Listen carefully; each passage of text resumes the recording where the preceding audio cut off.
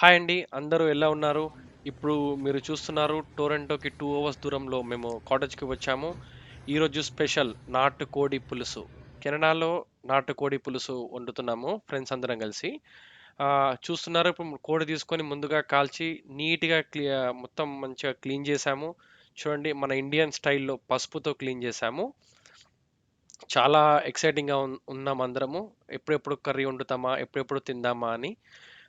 చూద్దాం ఎలా వస్తుందో కర్రీ. అయిపోయింది.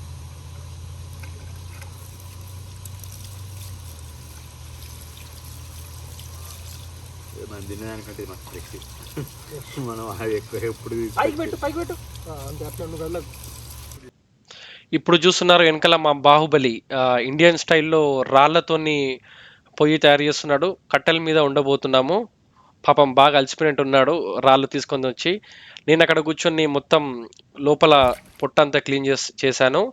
తర్వాత మంచిగా శుభ్రంగా వాటర్తో కడిగి అంతా క్లీన్ చేసి ఇప్పుడు ముక్కలు కొట్టడానికి రెడీ అవుతున్నాము. సో మనం ఇండియాలో కొడతాం కదా చిన్న చిన్న ముక్కలు కర్రీ స్టైల్లో చేద్దామని రెడీగా అవుతున్నాము. మొత్తం క్లీన్ చేసి ఇప్పుడు వంట స్టార్ట్ చేయాలి ఇప్పుడు.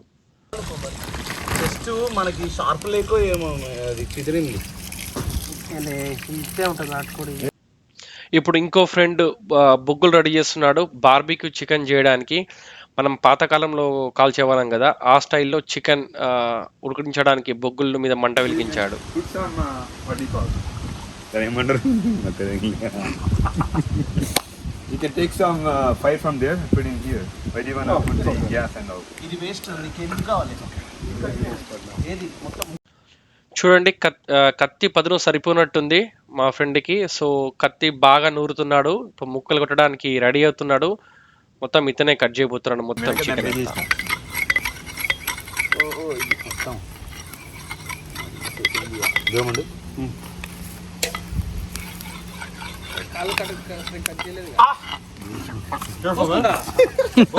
No, she put that freaking thing on my.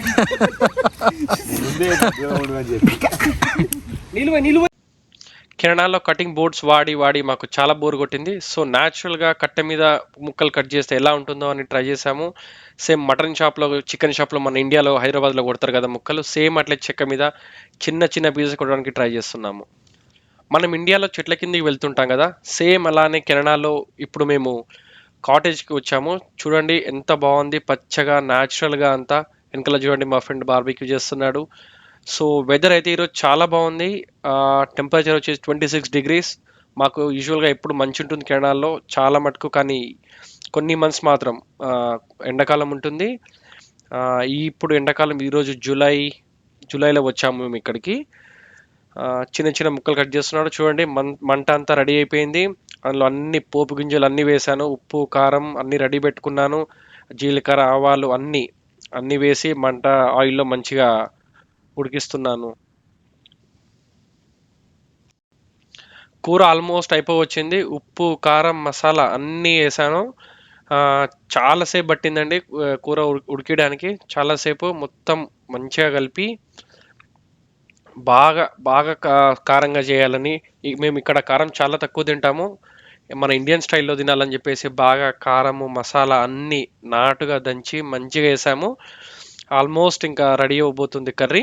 అందరు వెయిట్ చేస్తున్నారు. మీరు చూడండి ఇందాక మా ఫ్రెండ్ బొగ్గుల మీద చికెన్ కాల్చాడు కదా, వెనకాల చూడండి అతను అది తీసుకొచ్చి నాకు ఇస్తున్నాడు తినమని. ఇది జస్ట్ స్టార్టర్ లాగా, బట్ ఇది రైస్లో తిందామని ఈ కర్రీ ప్రిపేర్ చేస్తున్నాం. మంచిగా వాటర్ అంతా పోసి బాగా ఉడికించాను ముక్కలు. నాకైతే ఎప్పుడెప్పుడు తిందామా ఎప్పుడెప్పుడు అయిపోతుందా అని వెయిట్ చేస్తున్నాను. ఆల్మోస్ట్ ఇంకొక 10 minutes అయితే మేము రెడీగా తింటాము. చూడండి ఇప్పుడు ముక్క చూడండి బాగా ఉడికింది. చూడండి ఆల్మోస్ట్ ఇంకా తినడమే బాకీ. లాస్ట్ చూడండి కర్రీ అనేది ఇలా వచ్చిందండి.